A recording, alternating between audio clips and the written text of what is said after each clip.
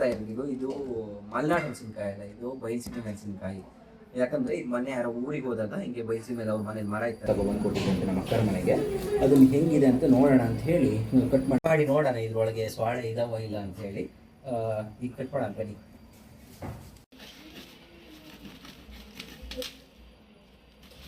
ನಮ್ಮ ಮಲೆನಾಡಲ್ಲಿ ಹಲಸಿನ ಗಣ್ಣೆ ಹಿಂಗೆ ಕಟ್ ಮಾಡ್ತೀವಿ ನೋಡಿ, ಹಿಂಗೆ.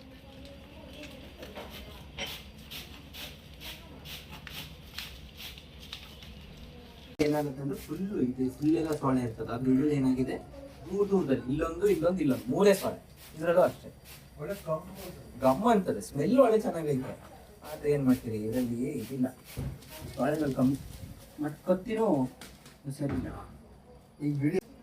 ಈಗ ಇನ್ನೂ ಒಂದು ಪೀಸ್ ಹೊಡಿಯೋಣ ಅಂದ್ರೆ ಅದರಲ್ಲಿ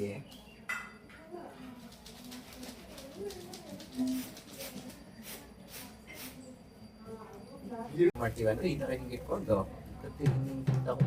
ಕತ್ತಿ ಇದು ಒಣಸಿ 10 ವರ್ಷ ಆಗಿರೋದ್ರಿಂದ ಇದು ಹೊಲಿತಾ ಇಲ್ಲ. 10 ವರ್ಷ ಮೇಲಾಗಿದೆ ಒಣಸಿ. ನಂದು ಬರುತ್ತೆ ಫೋಟೋ. ಫೇಮಸ್ ಆಗ್ತದೆ ನೀವು. ಫೇಮಸ್ ಪಂಡಿತರು ಅಂತ ಹಾಕ್ತೀನಿ ನಾನು. ಎಂತಂದ್ರೆ ಇದು ಚೆನ್ನಾಗಿದೆ, ಹುಡ್ಕದೆ ಸರಿಯಾಗಿ ಒಣಗಿ ಹೋಗಿದ್ದಲ್ಲ.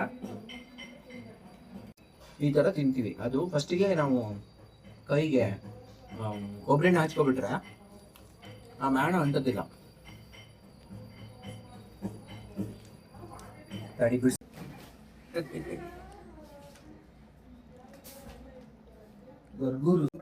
Thank you so much for watching guys.